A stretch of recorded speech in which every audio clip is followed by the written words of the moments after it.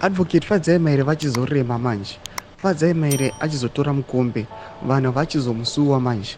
We don't know my whereabouts afadzai Mahere kuti izvezvi ari kufambira nhau dzipi kana kuti is there any educational qualification aiwa yaari kubofambira. Noda kuti mazuva ano akanyarara vanhu vaexpressa their own feeling vachiti aiwa Advocate Fadzai Mahere muripiko, we have missed your words. Saka pena masvika mudanyuka panapa chomuzwa Fadzai Mahere anouya achiadvocata but at the banner yanenge anyora chiti we now need new leaders.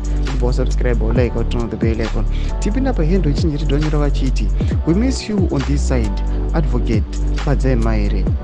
Last seen 29th of September. Could someone kindly let her know that in her absence the ZIG has been devalued? Just Santuna is now running the city parking businesses. An empty sauna was delivered and a movie style heist of 4 million USD went down in Bulawayo.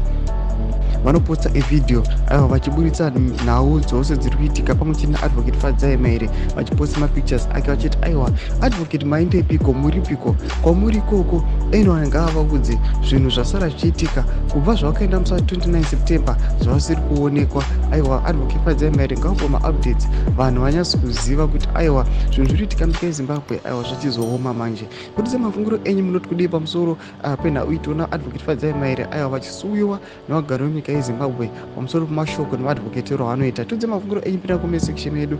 Musaona subscribe or like, don't tell the bell icon.